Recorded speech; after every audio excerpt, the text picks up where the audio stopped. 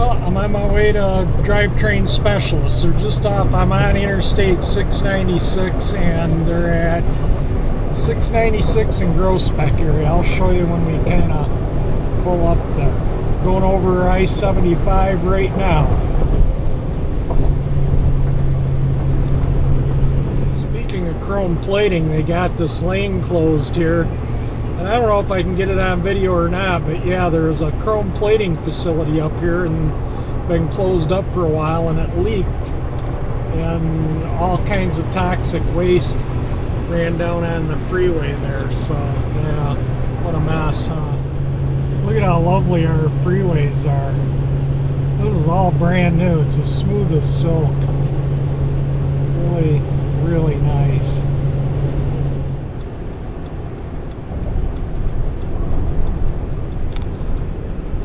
Get off the freeway ramp and onto Groesbeck, and the place is like one of the first businesses as you come in.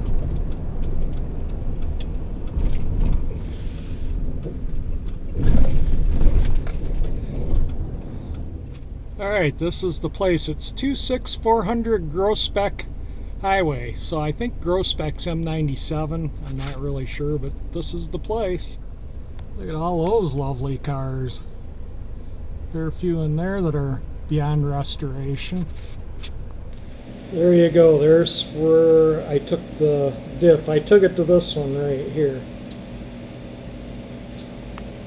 So they told me it'd be about 7 business days. That takes it to the end of next week. So that gives me a little time to fix things on the underneath. The gas tank will be done this Friday.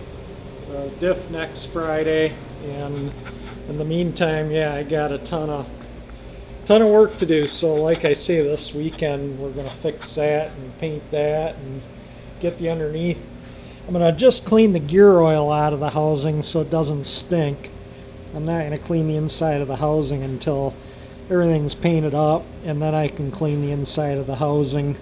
Won't have to worry about getting dirt or dust or sanding grit or anything in it, so I'll totally clean, spiffy that up on the inside after I get everything cleaned up underneath there. That'll be last, the interior of the diff housing.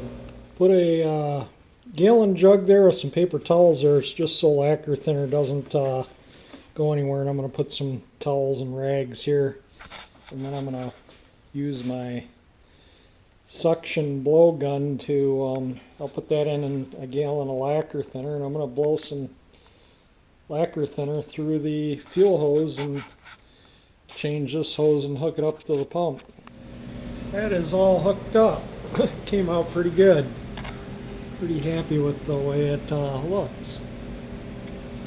So with the backing plates out of there, that'll make things easier to clean up too, and these control arms, because I think I'm just going to remove the parking brake cables and get them all cleaned up and lubed. And I think before I paint, I'm going to take the springs and shocks out.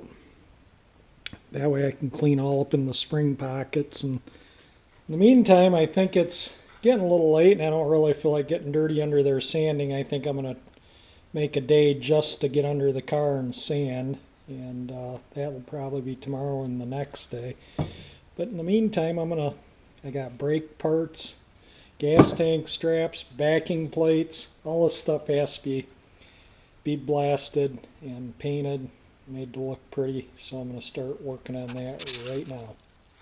Alright, I got these bead blasted and primed. It's got a part number there.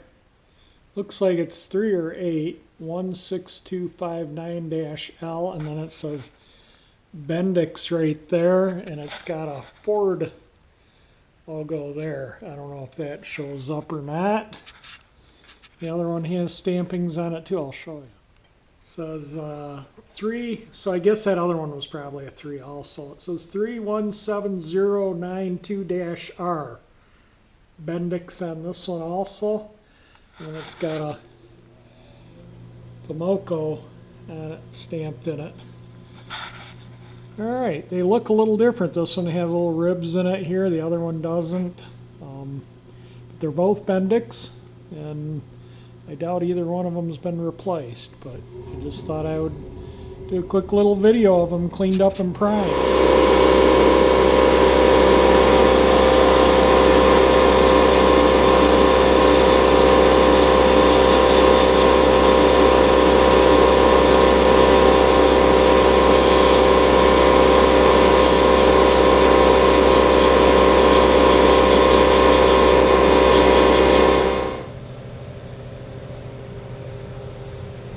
They cleaned up pretty good.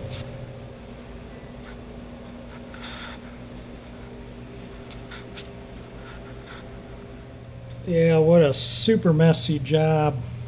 So I don't know how well this shows up, but a lot of that still has paint on it. I went over everything with 40 grit. I'm about ready to take the rear bumper off so I can sand back there too, but you can see all the paint, still a lot of paint left on the frame, probably where I've sanded it down and got all the dirt and surface rust off. I'd say maybe 80% of the frame still has paint on it, and then the rust look was just what bled out from all areas where the paint came off. But you can see some splatter and burn through from welds at the factory. So yeah, everything's covered in sanding dust still. It's not, I mean, it's got like, yeah, it's super messy. I'm messy. Everything's messy. So I'm going to I'm going to clean up everything, and then I'm going to switch from 40 grit to 80 grit. Go over everything with 80, and then I'm going to go over everything with 150, and then I'm going to prime it up with the rusty metal primer. And I'll probably do that tomorrow or the next day, the priming, because I still got probably another full day of sanding. Today was a full day of sanding, and I think one more full day, and like I say, I'm going to get the bumper off.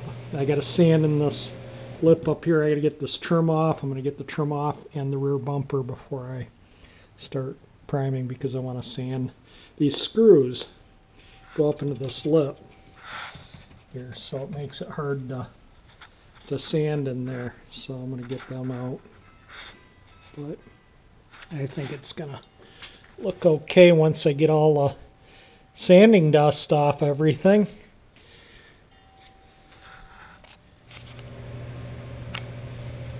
Alright, I blew it off and wiped it down with some solvent, and tomorrow I'm going to sand it with 80, and then I think it'll be pretty much all ready to start spraying. Sorry these videos are a little short. I got a seam seal in here yet around the joints. I still got to sand the wheel wells. I just took the trim off so I can sand all up in here and get all that ready for paint. So probably the end of tomorrow I'll have it ready for paint, but I don't know if Saturday is supposed to be pretty nasty, and I don't want to have to open a door to vent the garage so I might paint it Sunday or Monday, and so the videos might be far and few between or short. Saturday is going to be nasty. I think that's when this is going to get all fixed. There is a date code there, but yeah, it doesn't it's really hard to decipher. So I think tomorrow I'll get the bumper off too, and then these trim pieces, there's nuts that are inside the quarter panel that I got undue to get them off. And these just pop off. They're like little pin deals, you know, just go into little clips. So if you like my video, hit the like button. If you want to see this cool old Galaxie restored, subscribe to my channel, and thank you for watching.